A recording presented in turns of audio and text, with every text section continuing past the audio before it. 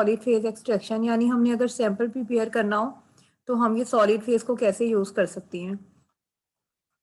ये सैंपल हम प्रिपेयर करते हैं कि अगर हमने क्रोमेटोग्राफी के लिए सैंपल प्रिपेयर करना है, बहुत ज़्यादा सैंपल को क्लीन अप करना है उसकी को, यानी फिल्टर टाइप, एक तो हम जैसे फिल्टर करके सैंपल प्रिपेयर करते हैं, इसी तरह यहाँ पे क्या है, ये क्लीन अप है। इसमें क्या होता है कि जो सॉलिड फेज होती है, यहाँ पे किसी भी कॉलम के अंदर सॉलिड फेज होती है और उसके साथ कोई भी कंपाउंड क्या होता है, पहले अटैच हो जाता है और उसके बाद हम क्या करते हैं, सैंपल को जब पास आउट करते हैं फ्रॉम द कॉलम, तो जो उसमें से कुछ रिक्वायर्ड कंपोनेंट्स होते हैं वो उसके साथ अटैच हो जाते हैं और उसके बाद जब हम दूसरा सॉल्वेंट उसके ऊपर से फ्लो करवाते हैं तो वो उसके साथ अटैच होके बाहर एल्यूट आउट हो जाता है। तो वो इस तरह हमारा सैंपल प्रिपेयर हो जाता है।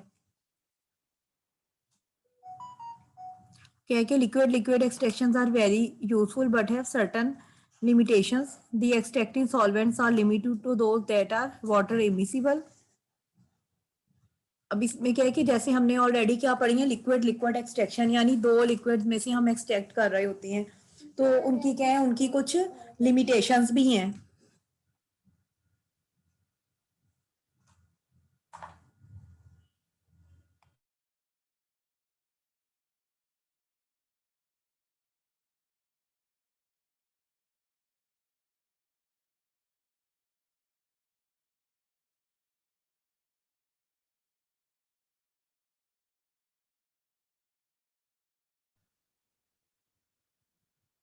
Emulsions tend to form when the solvents are shaken in relatively large volume, or solvents are used that generate a substantial waste disposable problem.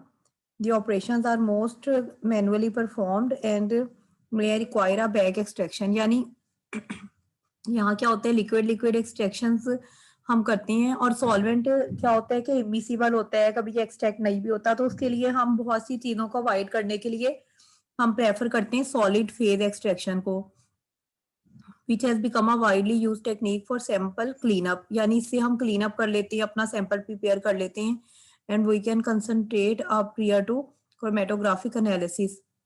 In this technique hydrophobic organic functional groups are chemically bonding to a solid surface, for example powdered silica। कि जो solid surface होती है, किसी भी, ये column है, column के अंदर जो सॉलिड सरफेस है, ये उसके अंदर हम क्या करते हैं, ये कॉलम है, हम इस तरह के कॉलम यूज करते हैं और उसमें क्या होती है, हम सिलिका की सॉलिड सरफेस यूज करते हैं, या ये C18 chains of silica with particular size of the order 40 micrometer की हम सिलिका यूज करते हैं और these groups will interact with hydrophobic organic compounds by van der Waals forces and extract them from an aqueous sample in contact with solid surface। अब इसमें होता क्या है कि हम ये इस तरह कॉलम ले लेते हैं और कॉलम के अंदर हम जब ये सैंपल डालते हैं तो इसकी जो वॉल्स हैं अंदर से, वो सिलिका की बनी होती हैं।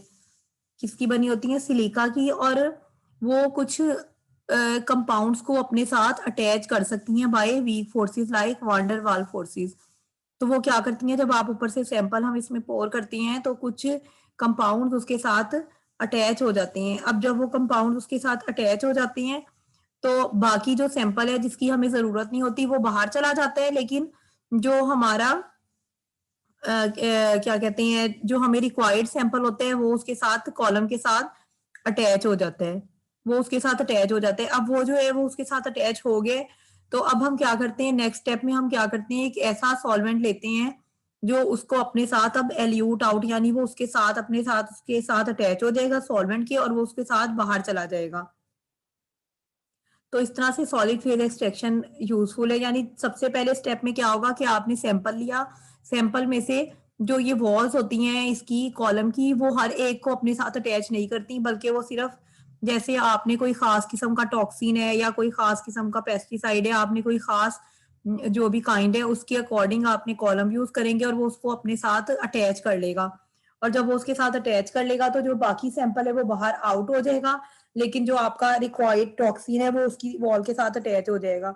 अब आपने क्या करना है थर्ड स्टेप में, फर्दर एक और सॉल्वेंट लेने और उसको जब वहां से आप पास करेंगे, सॉल्वेंट को पास करेंगे, तो वहां से वो उसके साथ अटैच होके आपके पास आ जाएगा और आप अपने सैंपल को उसमें से कलेक्ट कर लें। तो इस तरह से ये कॉलम्स काम करते हैं। सॉलिड फेज एक्सट्रैक्शन इस तरह से होती है।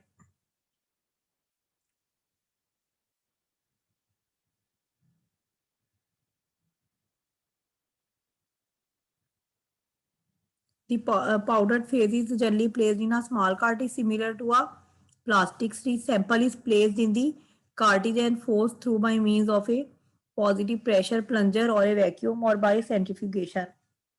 Trace molecules are extracted. अब ये क्या है कि ये बता रहे हैं कि किस किस तरह आप अप्लाई कर सकते हैं। Bye means of pressure, positive pressure आप अप्लाई कर सकते हैं। तो जो ट्रेस ऑर्गेनिक मॉलिक्यूल्स हैं दे आर एक्सट्रैक्टेड और pre concentrated on the column and separated away from the matrix. और इस तरह क्या होता है कि ये उसके साथ पहले अटैच हो जाएंगे जो आपके रिक्वायर्ड केमिकल्स हैं, और उसके बाद वो क्या होंगे कि जो आप दोबारा से सॉल्वेंट पास करवाएंगे तो उसके साथ अटैच हो जाएंगे और they will be pass out, they will be eluted out. जो they can be eluted with a solvent like methanol and then analysed by chromatography. और ये इसका मेथड है कि आप उसको फिर क्रोमेटोग्राफी पे यूज कर सकते हैं किसी भी टेक्निक के लिए। अब हम क्रोमेटोग्राफी के लिए क्यों यूज करते हैं, क्योंकि इसमें क्लीनिंग बहुत अच्छी हो जाती है। जो आपको एक्स्ट्रा जिनकी रिक्वायरमेंट नहीं है वो मॉलिक्यूल्स पहले ही निकल जाते हैं। सिलिका की ये जो वॉल है, ये क्या होता है, ये इंटरनल वॉल होती है, यानी ये सिलिका बेस्ड वॉल है। वहां पे ये बॉन्डेड फंक्शनल ग्रुप्स हैं। उसके बाद क्या होता है कि जब आपका जो जिस कंपाउंड को आपने एल्यूट आउट करना है या आपको रिक्वायर है, वो खास किस्म के कंपाउंड आके उससे अटैच हो जाते हैं, वो उसके साथ अटैच हो जाते हैं। और उसके बाद क्या होता है कि जब आप उसके ऊपर से दूसरा अपना सॉल्वेंट गुजारते हो तो वो फिर अलग होते हैं। वरना क्या होता है कि वो उसके साथ अब यानी ये वाली इंट्रैक्शन है, ये क्या है, यहाँ पे हम वांडर वाल फोर्सेस हैं, यहाँ डाइपोल अट्रैक्शन है, हाइड्रोजन बॉन्डिंग या इलेक्ट्रोस्टैटिक अट्रैक्शन है। यानी ये ऐसी अट्रैक्शंस यहाँ पे होती हैं, वीक इंट्रैक्शंस जिनको हम कहते हैं, जो इजीली यहाँ से ये रिमूव भी हो जाती हैं। तो ये सिलिका बेस्ड वॉल है और इसके साथ ही क्या है, ये वाला ग्रुप आके अटैच हो गया है, ये वाला ग्रुप आके अटैच हो गया है। तो ये जो ग्रुप्स हैं, अब अगर हम एक ही एग्जांपल लें, यानी ये सिलिका बेस्ड वॉल थी, आपने सैंपल पोर किया, सैंपल के अंदर ये वाले कंपाउंड भी थे, आपको इनकी जरूरत थी, और ये जो सिलिका बेस है ये सिर्फ इसको अटैच करेंगे। तो ये जब इसके साथ इंट्रैक्शन करेंगे तो ये इसके साथ अटैच हो जाएंगे, और जो बाकी सैंपल था जो आपको रिक्वायर्ड नहीं था वो पास आउट हो जाएगा। अब क्या होगा, अब आप इसमें सॉल्वेंट जब ऊपर से ऐड करेंगे तो ये भी आपको कलेक्ट हो जाएगा एज ए सैंपल कलेक्शन।